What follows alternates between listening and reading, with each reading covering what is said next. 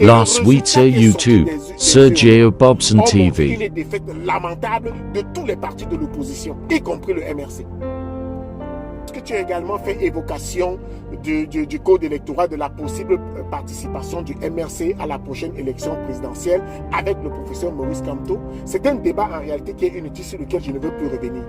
Parce qu'en évoquant la nullité du mandat impératif, vous voulez donner l'impression à ceux qui nous suivent, ou du moins à votre auditoire, que vous voulez conforter, que la nullité du mandat impératif émanant de la constitution camerounaise, comme tu l'as dit, qui est empruntée à celle de la France,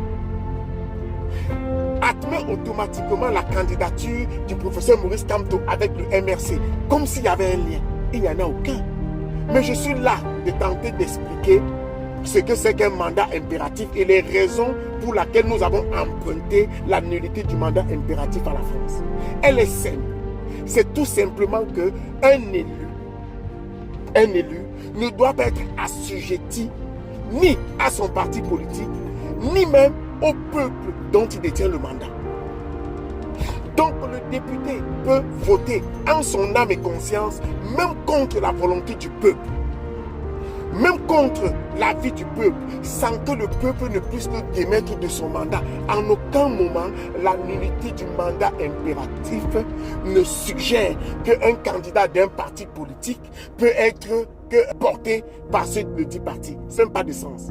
Parce que si ça faisait un sens, mon cher Wilfried de Kanga, je m'attendrais à ce que, toi qui es aussi intelligent, que lorsque le professeur Maurice Kamto a évoqué la possible non-participation du MRC aux échéances législatives présidentielles après les législatives, je m'attendais à ce que vous le repreniez et que vous lui disiez qu'il a tort.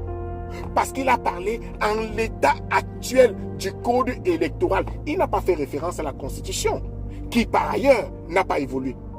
Il a fait référence au code électoral qui lui-même n'a pas évolué. Donc en réalité, l'état actuel dont il évoquait déjà en 2020 reste d'actualité parce que le code électoral n'a pas évolué, la Constitution n'a pas évolué.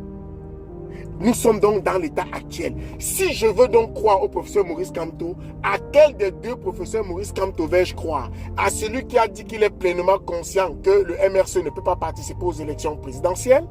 Ou alors à celui qui nous dit que le mandat impératif est nul sans situer ou expliquer ce que c'est que le mandat impératif nul?